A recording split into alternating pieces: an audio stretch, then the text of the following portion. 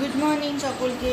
চলো আজকে টিফিনটা এইভাবে প্যাক করে দিই, কারণ আজকে ওই টিফিনটা ধোয়া হয়নি আসলে, যেটা অফিসের টিফিন। তো কারণ দাদাভাই রাত্রিবেলা অনেক লেট এসেছিলো, তো সেই জন্য অফিসের টিফিনটা ধুতে পারিনি। তো আজকে এইভাবেই দিয়ে দিচ্ছি, চলবে। তো চলো কী কী দিচ্ছি, এই যে এই টিফিনটা নিয়ে নিচ্ছি, এর মধ্যে দিয়ে দিচ্ছি টিস্যুর মধ্যে এইভাবে দিয়ে দিচ্ছি পরোটা। এই যে আজকে একটু রুটি না, মানে একটু তেল লাগিয়ে পরোটা করে দিলাম 4খানা। এই যে পরোটা দিয়ে দিলাম, একটা কাঁটা আম খাবে বলে আর একটা চামচ তো দিয়ে দিলাম। বড় টিফিন বলে দুটোই দিতে পারছি আসলে। তারপরে সাথে সাথে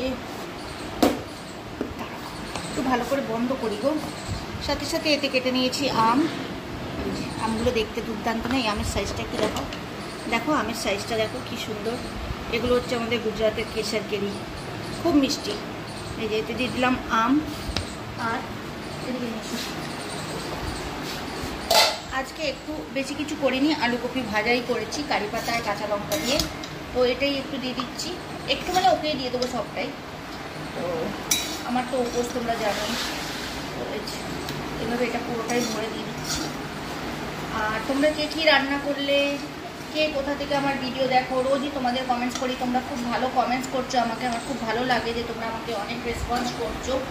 তো যাই হোক, এই যে এটা হলো প্যাক করে দিলাম, আর সাথে সাথে ঢাকনাটা লাগিয়ে দেবো। তো এই হলো আজকের টিফিন, সাথে দিয়ে দেবো দুটো টিস্যু পেপার, এভাবে দুটো টিস্যু। তো চলো এটাও দিয়ে দিই, টিস্যুটা দিয়ে দিই। তো চলো এটাই হলো আজকের টিফিন, আবারও দেখা হচ্ছে নতুন একটা ভিডিওতে, ততক্ষণের জন্য টাটা।